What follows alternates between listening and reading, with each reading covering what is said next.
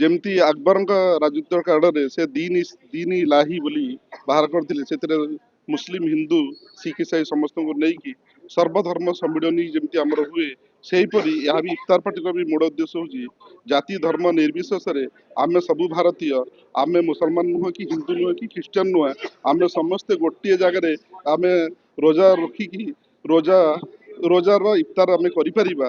ତେଣୁ ଏଥିରେ କିଛି କାହାର ବାରଣ ନାହିଁ।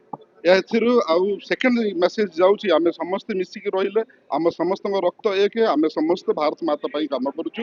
ତେଣୁ ଏହାର ମୂଳ ଉଦ୍ଦେଶ୍ୟ ହେଉଛି ଭାଇଚାରା ବଜାୟ ରଖିବା। ତତ୍ ସହିତ ଆମ ଭିତରେ କିଛି ଡିଫରେନ୍ସିଏସନ ନ ରହିବ। ଗରିବ କି ଧନୀ କି ଯୋଉଟା କହନ୍ତି କମଜୋର, ଏମାନଙ୍କ ଭିତରେ କିଛି କୌଣସି ତାତ୍ପର୍ଯ୍ୟ ନ ରହୁ, ସମସ୍ତଙ୍କ ପାଇଁ ସମସ୍ତେ ସମାନ।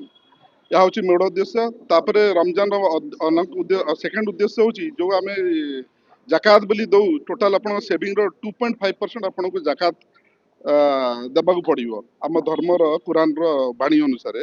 ତେଣୁ 2.5%ଟା ଆପଣ, ମୋର ଗୋଟିଏ ରିକ୍ୱେଷ୍ଟ, ଯୋଉ ମୁସଲମାନ ଭାଇ ମାନେ ତାଙ୍କ ଟୋଟାଲ ସେଭିଂର 2.5% ବାହାର କରିବା ନିହାତି ଦରକାର।